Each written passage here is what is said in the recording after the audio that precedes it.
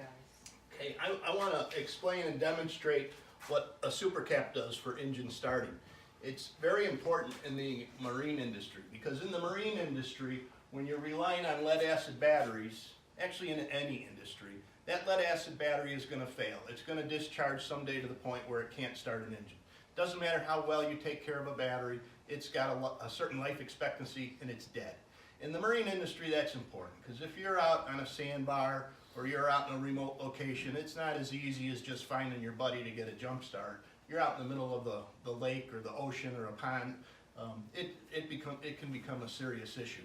The supercap's got a big advantage over batteries also in its ability to retain a charge.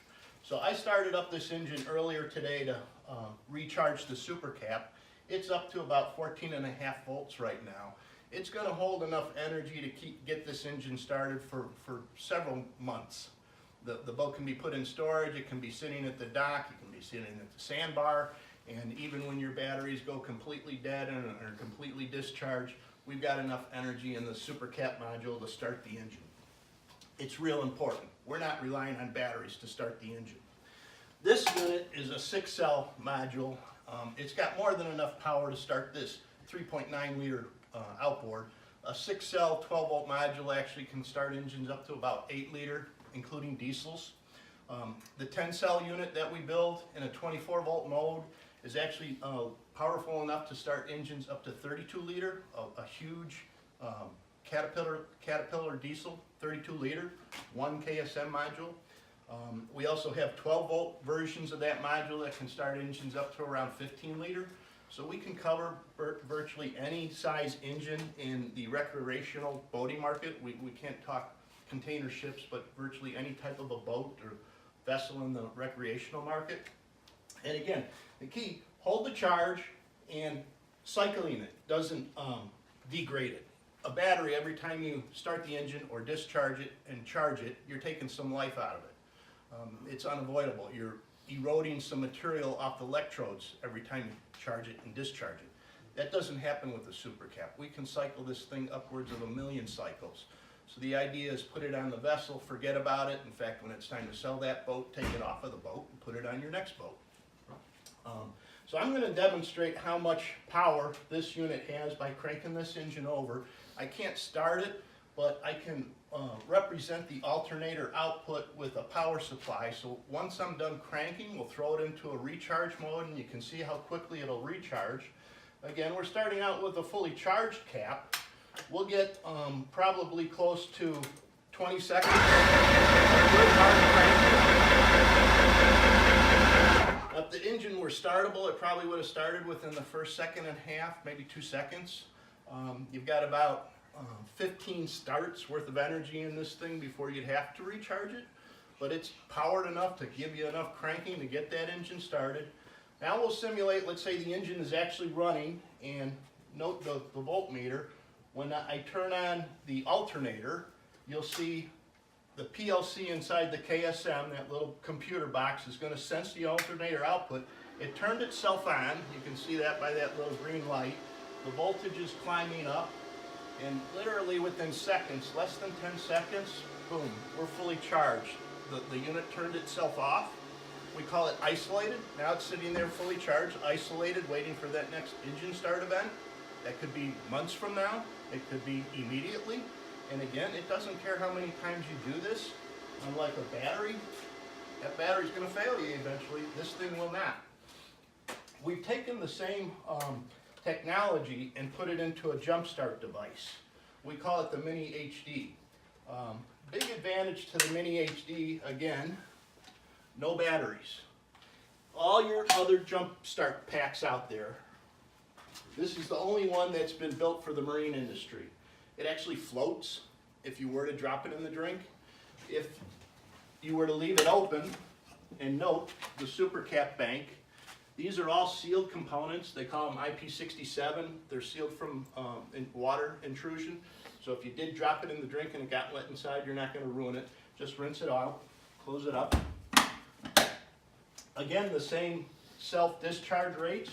So this unit was charged up yesterday. It's holding just over 14 volts. it'll hold that for weeks or months. Big advantage to Super Cap in a jump start device though is it doesn't care what voltage it's been stored at. The battery powered jump packs, if you don't recharge them before you put them in the storage, that battery degrades rapidly. You need to make sure on a battery pack that you recharge it fully before you put it in the storage, or its life expectancy is even reduced even more. But again, lead acid battery, every time you use it, you're degrading it. This thing you don't degrade, 15-20 year life expectancy. Another advantage of the Mini HD is it's got some smarts. So the cap is being controlled by a microprocessor inside of the unit that's smart enough to say when I turn it on, if it doesn't see that I'm hooked up to a battery, the cables are dead. So there's no energy at the cables. This LED is indicating that to me. If you needed to use it to run a blower motor or a bilge pump in an emergency situation, we can bypass that feature by pushing this button. Now the LED indicating green, I got power at the cables. There'd be lots of arcs and sparks if I touched them together, so I'm not going to. In our simulator here, we've got a dead battery post. It represents the battery on the vessel if it were dead. So I'm going to hook it up to the dead battery, turn it on. The unit's smart enough to say your battery doesn't exist here, it's completely dead, so I'm going to have to bypass it and make it active. And you can see now the LED is green. I've got power to the starter. And basically the same thing. So now once that engine starts, instead of plugging it into the wall, you just wait for that alternator to kick out or kick in. And as soon as the alternator kicks in, we started charging up. And again, in less than 10 seconds, it's fully charged, ready to go. You turn it off, put it in storage, or take it to the next boat and start it.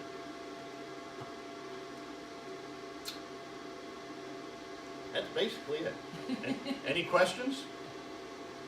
Do they, does it have, what kind of engines does it start? All engines? Does it Yep. have trolling motors?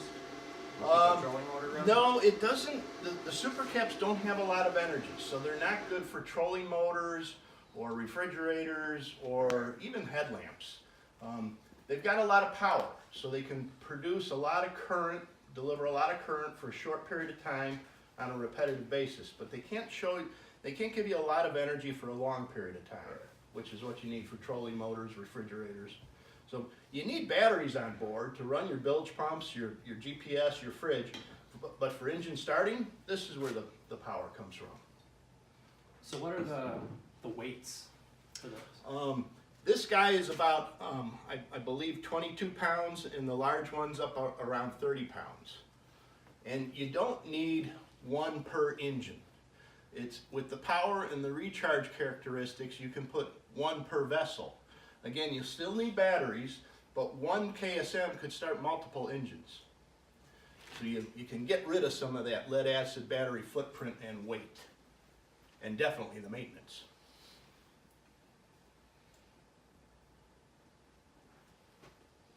It is DC voltage. A lot of times when we say capacitors, people think, well, I'm going to electrocute myself. 12 volts can't hurt you. I mean, you can grab a 12 volt charged cap. Some people might feel it. Maybe on 24 volt you might feel a tingle, but it can't electrocute you. The voltage in, the charge in, is the charge out. And if you're below 60 volts DC, it's not going to hurt you. Might scare the hell out of you if you arc it and spark it, because there's a lot of power, but it's not going to kill you.